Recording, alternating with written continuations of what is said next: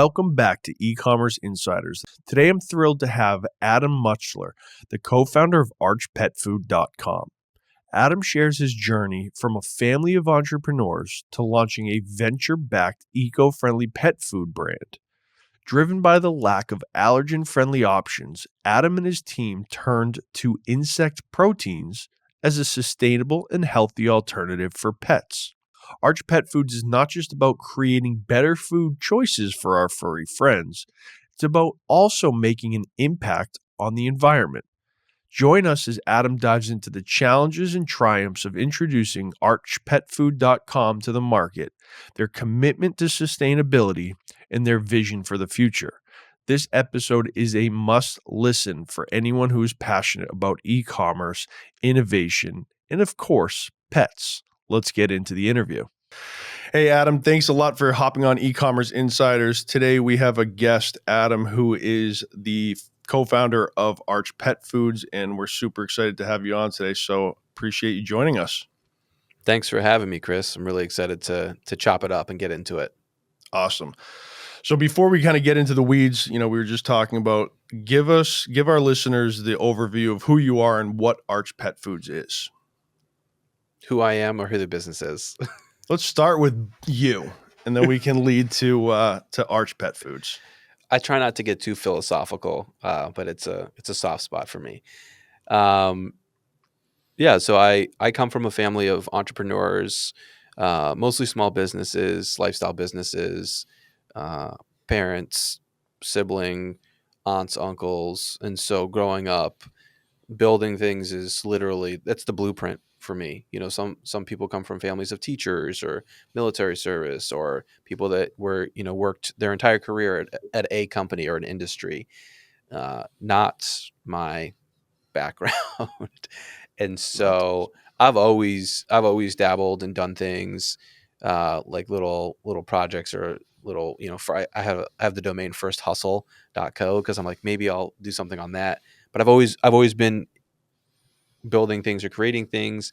And it wasn't until 2015 that I really launched myself into working for myself and being an entrepreneur. I did executive coaching and leadership consulting, which I still do a little bit of. And then it wasn't until 2021 when I got a text from my now co-founder, Gabe, and we had been talking about insect protein for a really long time. And we were curious about how could it be used as a more sustainable and healthy ingredient in the food, in sort of the food supply chain. And we never clicked on anything until Gabe was fostering dogs, and some of the dogs had digestive or stomach issues, and talked to his vet. And the vet was like, you need to get them off of conventional proteins. So primarily poultry or beef. And in the research he did, he found his way back to this insect conversation that cricket flour and BSFL were both being used in the pet industry as alternative proteins that were hyperallergenic. So there was a text in October 2021 that posited, what about cricket flour for dog food? And as they say, the rest is history. But that was the spark that led to Arch Pet Food, and Arch Pet Food represents a departure for me. And I've never built or grown a venture-backed business, but we've raised capital, and we're trying to attack an industry as far as our speed and what we're trying to do, and so it's a whole new world, Arch Pet Food. That's crazy. That's really interesting how one thing always leads to another is a conversation about insect proteins, which I have many questions about, but I don't know if we necessarily have the time for that, leading into now a venture-backed, e-commerce direct-to-consumer pet food brand. Yeah. And it really actually touches home to me. We refer to him as our firstborn. We have a golden doodle who has just the most terrible digestive issues.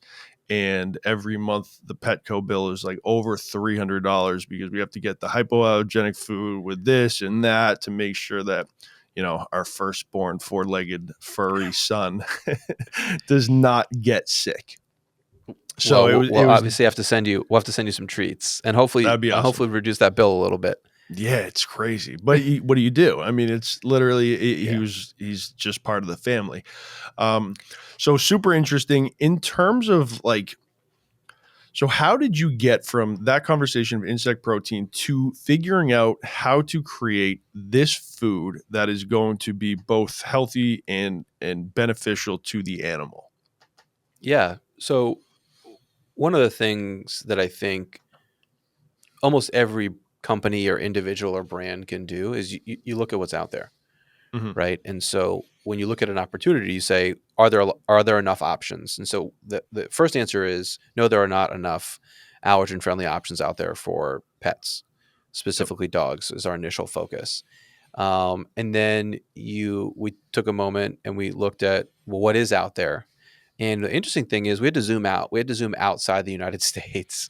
Mm, In Europe, you have approximately 60 to 70 brands or products that are using insect protein as their primary protein for dog interesting. food and treats. You'll find that consumers in Europe are more likely to prioritize sustainability as a decision maker for purchases than in the United States. But the big thing that we saw is that it was being really that product was being leveraged as a allergen friendly product, and that there was potential. You even look at Canada, and they've probably got like 10 to 15 brands out there using insect protein. Um, and so we looked at the U.S. and there's a couple players. Jiminy's is the incumbent. They've been in the industry since 2016. And honestly, we look at Anne and we say like Anne's a trailblazer, even Hmm. shows that this is an option, right? For us. And so that was the first piece. What's in the market? What options do pet parents have? Like ostrich, kangaroo, alligator, not really the most wonderful proteins, Right. not very sustainable. You could see them maybe at like a mid market or zoo somewhere. Yeah. um, and then to your point about cost, a lot of the options are like hydrolyzed proteins are crazy expensive, or That's exactly prescription what we diets are use. crazy expensive. Yeah, exactly. Yep. And so all of these sort of pieces converge to say Hmm. we think there's an opportunity here, and it's not an easy opportunity, but there's an opportunity. Right. Um, and so that was I would say like that was kind of the market analysis that we started with. Um, and that's and then I'll take a pause for a second. But that the other element that we don't hammer as heavily on packaging is the sustainability impact is massive. So pets in the United States consume 30% of all the meat produced in the United States. A lot Hmm. of that's byproduct or filler, but it's still a subsidization of the meat industry. And the environmental metrics on cricket flour or BSFL, which is black soldier fly larva, or even we just launched a product with an invasive fish called Kopi. Mm. uh, the sustainability metrics on these proteins are bonkers, Wow. like save the world bonkers, Wow. and so we're really excited about that impact as well. So that's awesome. So it sounds like then essentially like Arch Pet Food has two different missions, like the sustainability aspect for the planet, and then you have the benefits and the health benefits of the animal itself. Yeah. Was there ever was that an organic process to get there, or was that like a convergence of two ideas that you were like, hey, we can kill two birds with one stone with this brand? I think it's a handful of things. The insect conversation with Gabe started as a how do we how do we make a more sustainable food supply chain. This is Hmm. like we started talking about this in 2015. So it was really on like the human population needs to find more sustainable food sources. So it started with sustainability, Hmm. uh, and then there was this wedge of, hey, this is a hyperallergenic protein. And then I think the greater tension, and you might know this from your marketing experience and work you've done in ecom, and folks listening also, you kind of have to pick Hmm. what's the thing that people are going to make decisions on. And that's a tension that we operate with a lot because we believe that the environmental impact is so important. But the reality is that people they're not Googling, how do I find more sustainable products for my dog? Right. Right? They're Googling, my dog's paws are itchy. My dog's like chewing on their, like chewing on their paw, or their skin is dry. They're Googling symptoms. Yep. What do I do? Right. And so that's the primary focus, not just of our protein, but also we don't include any of the common allergens in our products, because I think the initial focus and the bigger impact on the day-to-day is, to your point about your firstborn, right? The health and wellness of your dog. Right. And are we able to bring a product that is helping in that world? That's the primary focus. And then there's this long tail. Hey, it's really good for the environment. Right. So you're not only, yeah, that's amazing. So from the consumer side and going and looking at things, it's like, okay, the initial problem is solved, but more of the macro problem that many people are aware of is also being solved by this.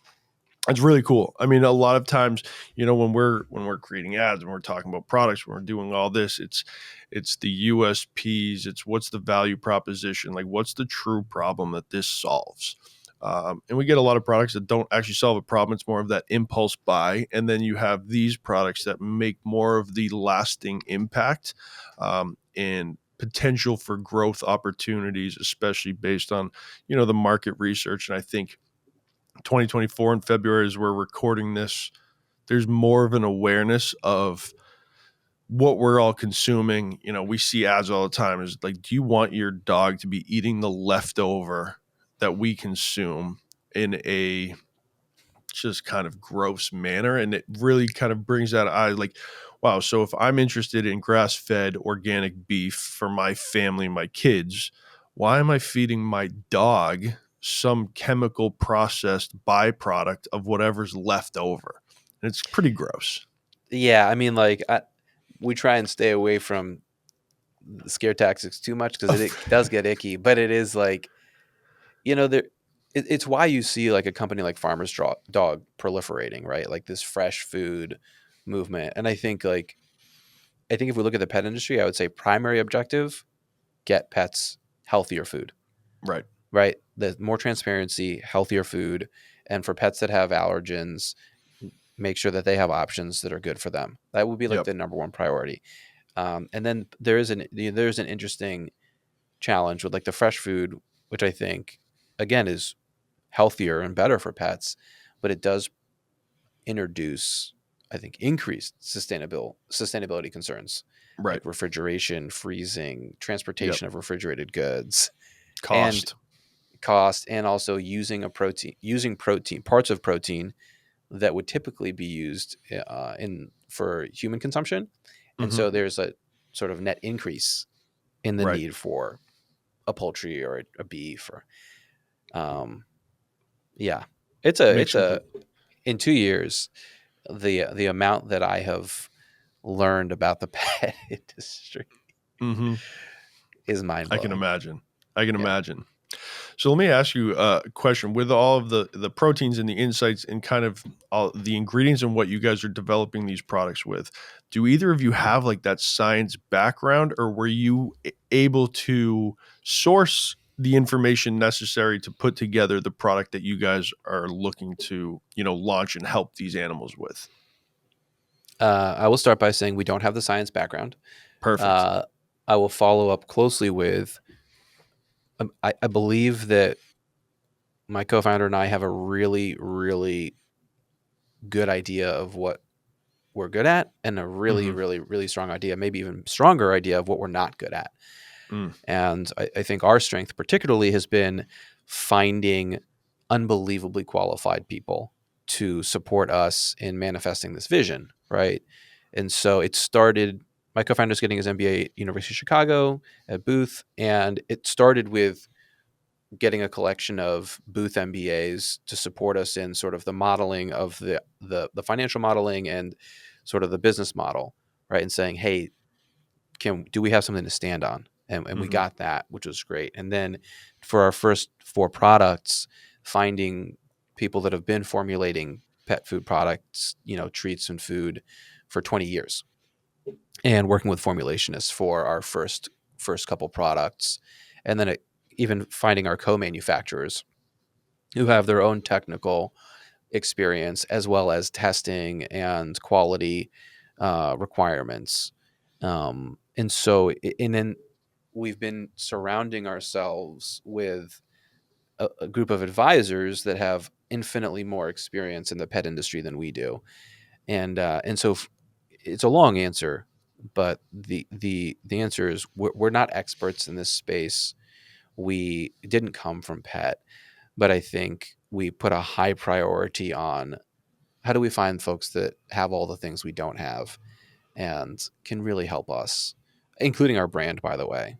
Always give a shout out to Noel. The number one comment we get from retailers and distributors is your packaging is unbelievable. Yep. It doesn't look like other things that we've seen, and it really there's something about it. And so we were fortunate through one of our investors to get introduced to Noel, who's helped us with our branding, and all these pieces matter, Yep. right? And being able to put that puzzle together has been a major effort over the last 2 years. Yeah, it couldn't be more accurate. We at my company, it's the same thing. It's the vision is what drives you, but then the pieces have to be what keep it going. It's like the fuel to the tank. And I completely agree. We get leads all the time. We get people who want to be on the podcast all the time. And the first thing we do is we go to the website. Well, what is this brand? What is it? And really taking a look was it's really one of the qualifiers, to understand like the vision behind the business is representative of the website, the branding. If it was a clear bag with a sticker on it, you're like, okay, hey, we're still in the really entry level phase of this brand, like figure some more things out. But when we went on to archpetfood.com, for all our listeners, that's where you can check out Adam. We will leave all the notes in the descriptions. But there was a phenomenal effort in differentiating this brand, which more looks like one of the high-end organic snacks on the direct-to-consumer space that we're seeing these days. And then quick dive down, you're saying, okay, this is actually what's going on with this business. These are the ingredients. These are how they're helping. This is, once again, the problem that's solved. You guys have done a phenomenal job with integrating, from a marketing standpoint. The branding is it really is awesome. I mean, snaps for Noel all day long. Yeah. Well done, Noel. Yeah. So going into, as you guys are evolving in this business and you've identified the ingredients, who's putting it together, what has been the learning curve in terms of bringing these products to market?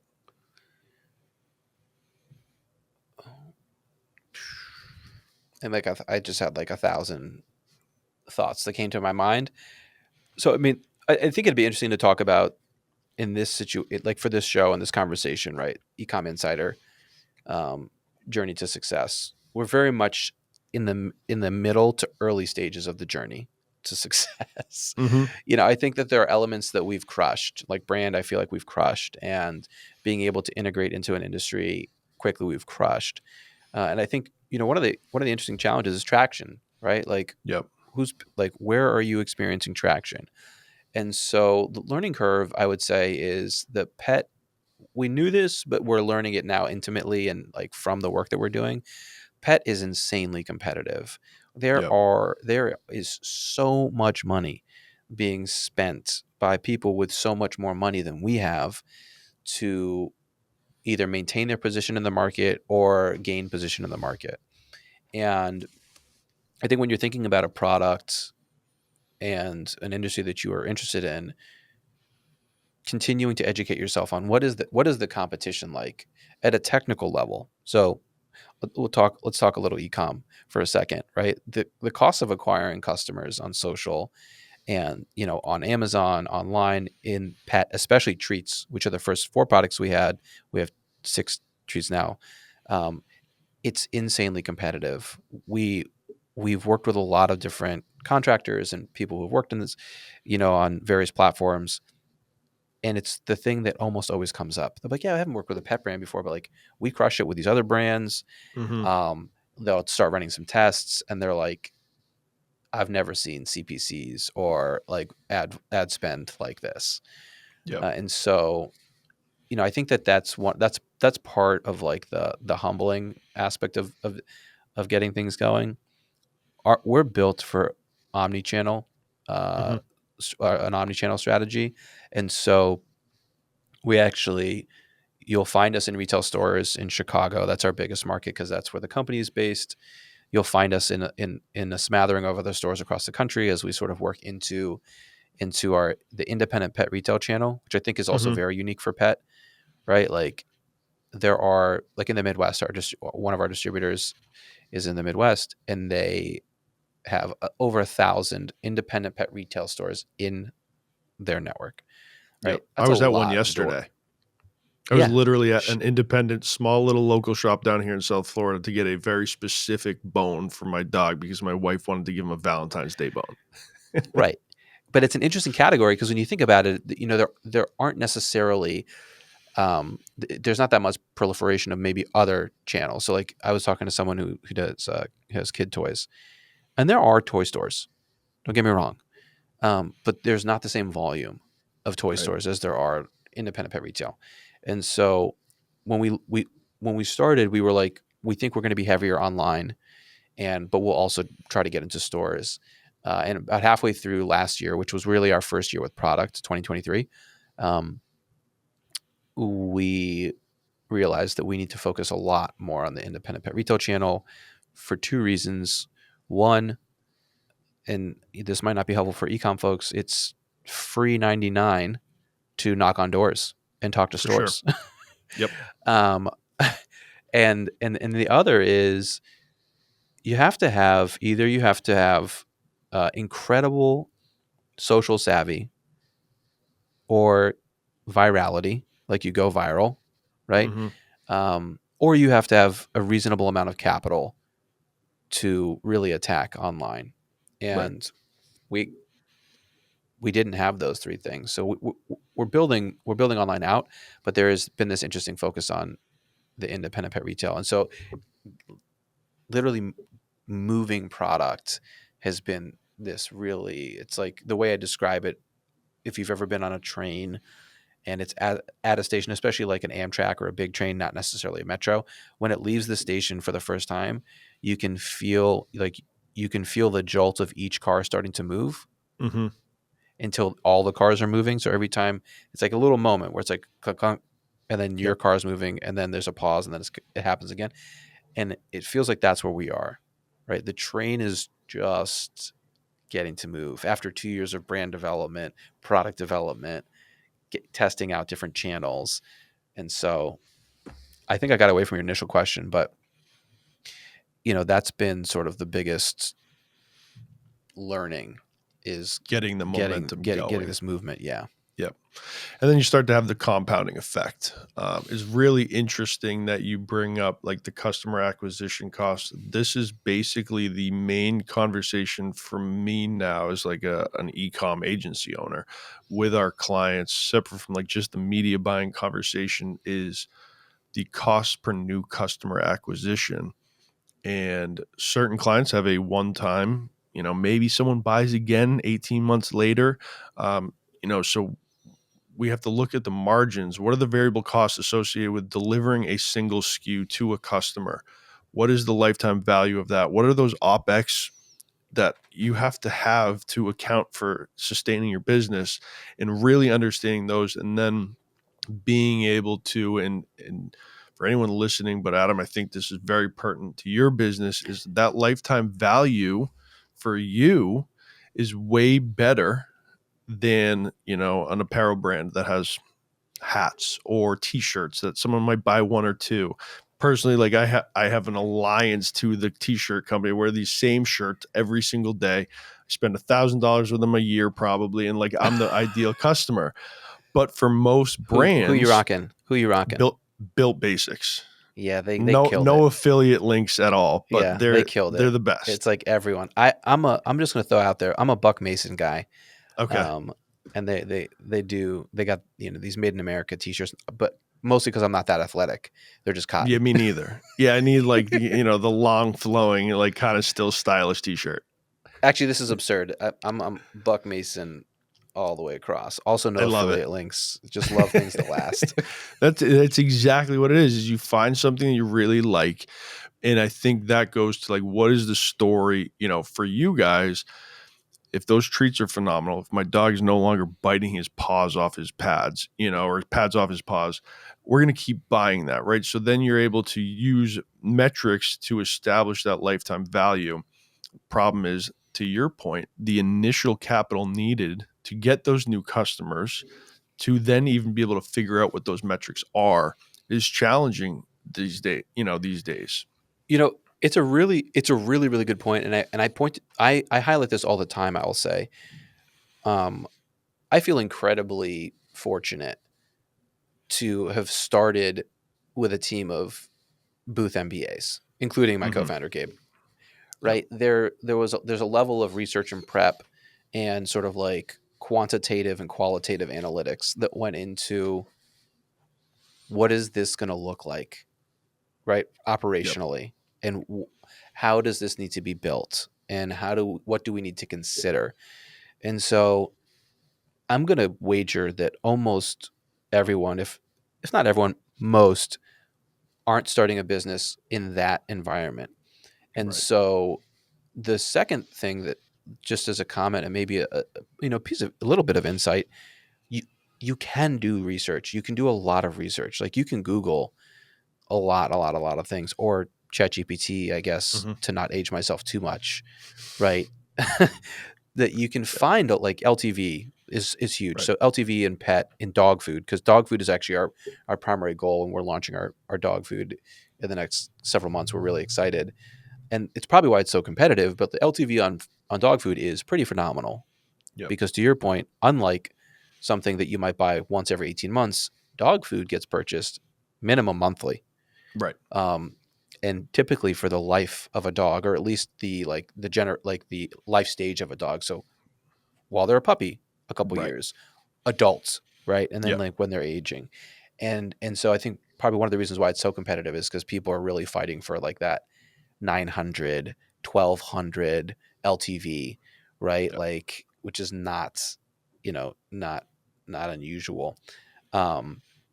And I think the more prep you can do, because there is a lot of data, the more strategic you can be in ad spend. Like we've never put a ton of money in ads because we know how competitive it is. And so we've always done really, really small tests because we know. And what are like, just for the listeners, depending on where they are in business right now, like what is that small test budget that you guys have? I mean, like $30 a day sometimes. Yep. To literally see like what type of interaction we get, what type of click through we get, right? People that we've worked with get kind of frustrated sometimes. So like the more money you put in, the faster everything learns, which we totally get, truly. Yep. Right. But we're also trying to be really capital efficient. Like we've raised capital from other folks. And so we want to be really thoughtful about that and strategic. And for most people who start businesses, they don't fundraise. And so if you do something as risky as cash out a nest egg or something, you want to be really thoughtful, because what's going to happen is, and I'm sure it's not Chris, but there are going to be people that tell you need to spend X amount of money in advertising, and they're going to give you some really generic formula. And it's not generic. It's like highly specific, highly tailored to your brand, your product, your audience, the market that you're in, the time that you're doing it. And so I would just say, depending on, for any capital constraint or any capital reality, you want to be really strategic, because also that money can disappear quickly.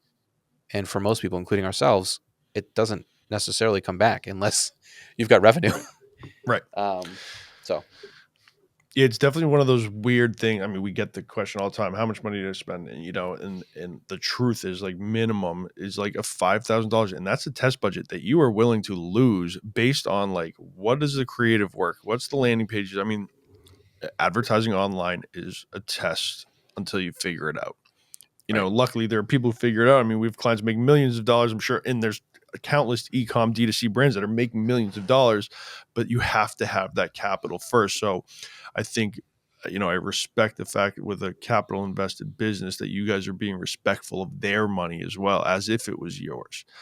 Because I know with our the thousands of dollars we spend a month in advertising, you're like, well, how many leads, and it has to be looked at that way. And I think hopefully, as marketers, like there needs to be a respect. I think that's where just small business is really important. Like, you don't want to take money off of someone's table that they're eating with, Yeah. and so I commend you guys for also looking at other alternatives to bootstrap, kind of quote unquote, even with some capital behind you, to figure out how can we get those sales coming through, at least to start driving revenue, to then figure out the metrics later.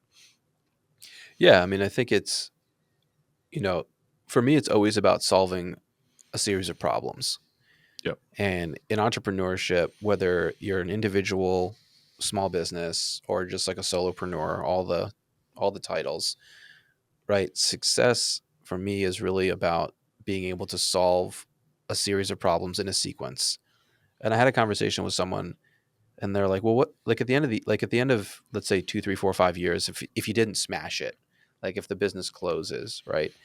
Um, will you look back and be like, that wasn't realistic, like it was too competitive, or fill in the blank, right?"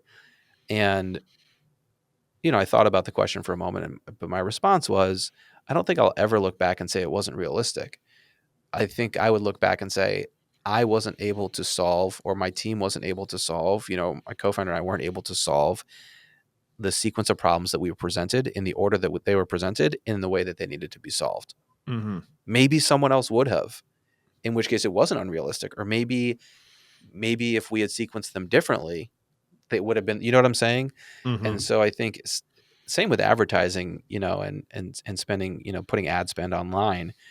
There's an element of being prudent and strategic, but also you're constantly solving problems. Yep. Right. So like Amazon, I in fall last year, we were like, we need to be on Amazon. We got everything on Amazon in the summer last year. And in fall, we were like, we should run some Amazon ads. And so I just literally took all of the Amazon recommendations and was like, okay, let's spend $1,000. And we How'd it spent, work? I think the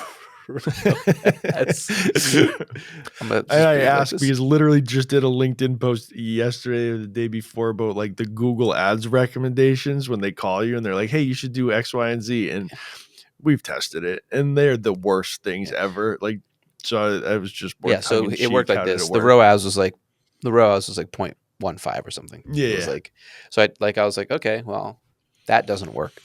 Right. And then we found someone who was like applied strategies that they had used before, and they did it for like 3 days and didn't spend any. They spent like $60, and they were like, "This isn't the way everything is set up here. Isn't going to do it." And so coming into the new year, we've done a reset. We're running again very small tests. I think in this week, this is the first week of spending money on Amazon again. We've spent, I swear, $60 on Amazon in ads. We have a handful of sales through the ads. We have organic sales also, right? We have a handful of sales through the ad spend, and the ROAS on ads that are getting clicks are above a 2, which is not smashing it, but right. You're bringing in not money. Losing money. Right. Exactly. Positive cash flow. And so, right, exactly. And so like I'm a pretty transparent person, which is why I like sharing this. But I think the bigger piece here is that like, if you don't know what you're doing in certain categories, in certain domains, which is true for everyone, right? Part of it is finding people that do know what they're doing, which again, I think is some of the work that you do, Chris. I think the other part is you have to find people that are that will work with you in a way that aligns with whatever your strategy is or whatever your approach is as well. Right. And so it's been really interesting finding those partners that are like, yeah, let's do these small tests. Let's tweak, let's tool. Right. And get to that. And I don't know your audio, your audience breakdown, but like we were using terms like LTV, lifetime value, or ROAS, right? Return on advertising, and things like that, like ad spend, like, I think there are all sorts of little acronyms that if you don't know them, most people probably don't. So Google it. I'm learning them literally every week. My intention would be those acronyms are super important to know. understanding those numbers are going to be like the lifeblood of any business in the e-com world. It's interesting, the Amazon test, and are you guys familiar with like what your break-even ROAS is, and understanding the variable cost associated with product fulfillment, and all of that to understand that 2x? One of the things I think a lot of people inherently believe is like, oh my God, two and a half, every dollar I spend, I'm getting $2.50 back or $3 back. Like, this is a time to pump, like, let's scale to the moon, But if you don't have shipping costs, credit card fees, Amazon fees, fulfillment costs, pick and pack, all of these associated with that initial product cost added into it, you might actually need like a 4.5 ROAS just to break even. And it's kind of a scary thing for ecom. I'm going through with somebody right now, just doing some coaching, in that their 48% gross margin is not their actual margin when you add in the 3%, 2.99% Shopify payment processing fee, the shipping cost that they incur. So now there's another $5 tacked onto it. And their ROAS, what they thought was a 1.48, is actually a 2.95. And on social, for this specific product type, is really challenging to get because there is no value proposition.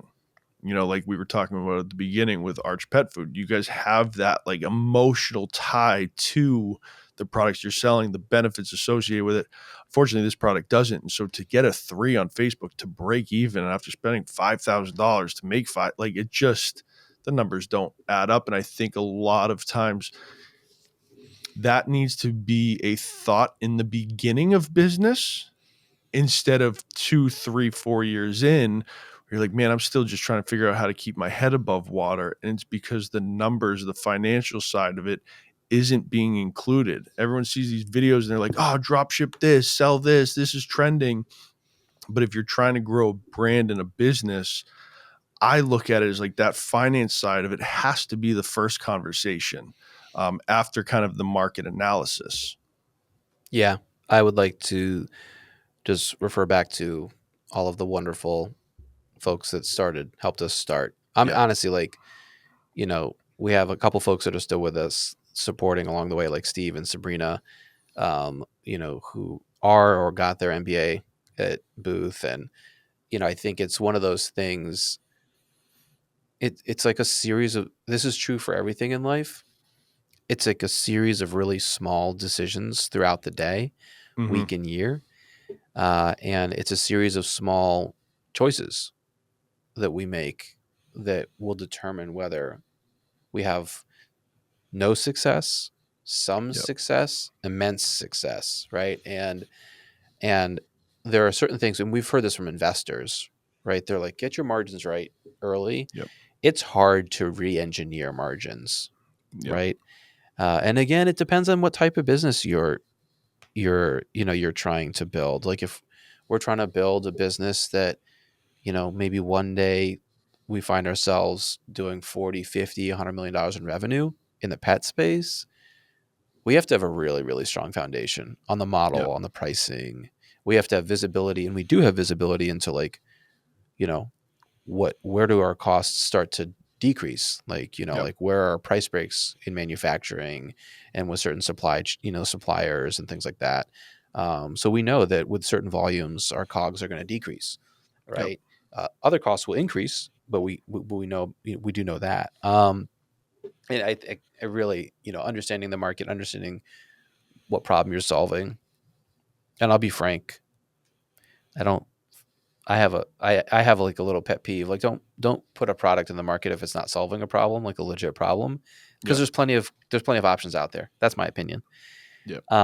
But yeah, the numbers, I'm the first person to tell you that is not my strong suit. So if you're listening and it's not your strong suit, don't feel overwhelmed or bad about it. Like, just find someone who does know it. Right. And who can help you. Even if it's a friend who can get you the basic, like take a look at something and give you the basic framework of, hey, this is what you should be looking at. And if you don't have someone you can talk to, or you can't afford to pay someone, then this is in coaching and leadership work, we talk about like learning edges. This is a learning edge, and challenge yourself to do a little bit of research. Yeah. It will dramatically increase your chances of at least making good progress, if not, like the success that you're working towards. For 100%. And there's so many good, you have to dive a little deeper on YouTube, but there are some really great podcasts and videos where it really breaks down like the financial side of e-com. I'm actually trying to steer some of my content in that direction to just help more businesses, because we talk to so many that are like, you just don't have it here. If you increase here, but will the market allow for a price increase? So definitely do the research. It is so important. I mean, I think all of us, I'm sure you've had times where you get lost in the passion behind the project instead of taking that step back and looking at the business side of the project. And I highly recommend, especially people kind of in that startup phase, sub $1 million, to really dive deep into those numbers. And I think Go ahead. just one other thing, because we're talking about like people that can help. Like my co-founder and I think we have a good amount of similarities, but also we have a lot of differences stylistically, how we communicate, how we think about things, how we problem solve. And I would say if you have someone you can build something with, I think that's great. It increases sort of your ability to solve problems, especially when you might not have a ton of resources in the beginning. And again, if you don't, like a lot of the advisors that we found are people that we networked into or went on LinkedIn and literally was like, you've been doing this thing for a really long time. Would you be willing to talk to us about what we're doing? And we found some really great folks. So whether it's Instagram or TikTok, or I do a lot of business stuff, so LinkedIn is a little bit more prevalent for me. You will find people that will legitimately be helpful, and Yep. might in one conversation could save you a lot of headaches, right? And Like, money. yeah, I'll just make one comment on packaging. Early in our packaging design, a gentleman named Paul, he works for a insect manufacturer called Protex in Europe. It may be the biggest connoisseur of packaging that I know. And early on, he was like, if your value props aren't in the middle of your Mm-hmm. package, they'll get cut off on the shelf by whatever retailers put on their shelf talkers, if there's like tags there, or on the top if they're hanging something from the top. And I swear to you, I would have never known that. I wouldn't have thought about it, would never cross my mind. And then he talked about the bottom of the dog food package is super important because they're going to lay them flat. So think about what it looks like on the bottom or the side, because sometimes they're laid flat and stacked. And it's like, okay, we had no idea. And we could have seen it maybe ourselves, but to have him really highlight that as a priority, it's like, cling, Wow. okay. Right. And so just like, and that like, you have to develop relationships and cultivate relationships, but there are going to be people out there that can save you a lot of time and energy and headaches and things like that. That's a really interesting perspective in terms of the packaging. And Oh, I because mean, like, that is like, yeah, it's like the light bulb went off. Like, yeah, obviously, Chris, that, you pick up the 80-pound bag every month and I see the yeah, bottom of the bag. That yeah, is so insane. That's awesome. yeah, Super interesting because, I think a lot of times in the D2C spaces, it's very individualized, right? There's no face behind a brand. Sometimes there are, obviously, yeah, but a lot of times it's the brand, and so then bringing that personal touch to build those relationships, really good insights. I think a lot of people miss nowadays where we're just all online, and you're selling a picture of a product or you're selling a video of a product of someone else using the product, and there's no more of that personal connection. So great yeah. recommendation. No, I agree. Yeah. Awesome. So as we're wrapping up the show, you had mentioned like that 40, 50, $100 million brand. Like what is it? Where do you guys see Arch Pet Food going? What are your like short-term, long-term goals with this business? I mean, it really started with this idea that pets deserve better food options. There are some good ones out there. I'm not gonna dog the whole market, right? But there need to be better ones. And so, there's about 9 million dogs in the United States that have some sort of food sensitivity. And if we can help them out and their pet parents make better decisions or have maybe more nutritious and sustainable options, I think that, like, at the core, it's that passion, that vision that you talked about. um I think from a traction standpoint, like, that first 1,000 stores is huge for us. I think in the next couple months, really, honestly, I think we might be early for some of your e-com brands that you talk to, but, like, tooling that online strategy, right? So that it's really geared towards success and growth. Um, and we're launching our dog food in the spring, and so this is our hero product. It's the thing that will make the really big difference. Treats are great, um, but they're treats, right? Right. Just like chips or pretzels or whatever. And so the food product is the product that we've been working to for, by now, then almost 2.5 years. And so I think this year it's really seeing that product in market and just hearing about the impact that it has for dogs and pet parents. That's what we're focused on. That's awesome. I love it. Yeah. Well, where can everybody find you? Where can they check you out, both either on a personal side of it or for Arch Pet Food, so that when this food does come out, they can be right there to check Yeah, out? absolutely. I'm archpetfood.com, archpetfood.com, at archpetfood everywhere. If you are particularly interested in what I say or how I talk about things, I'm not going to spell my name, but it's Adam Mutschler, and you can find it in the notes or in the Yep. title of this episode. And there are not a lot of me, so I'm pretty easy to find. And this is an honest offer. Um, I'm happy to chat with folks that are trying to figure stuff out, that want to learn about things or get connected with folks. I'm a really big believer. You mentioned relationships, Chris, and I'm a really big believer in relationships. You just never know where they're going to go.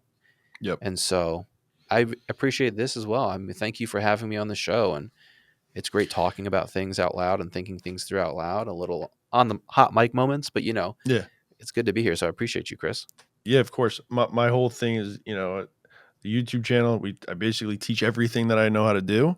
This is like, we help teach other people, and it's like as much value as possible. I truly believe in, like, value brings value, and I think that's to your point. Like, there's a symbiotic relationship in helping others and in receiving. So I appreciate you taking the time out. I know you're a busy man, you have a growing family. And so I really value, this time spent together. And I think it was just an awesome conversation.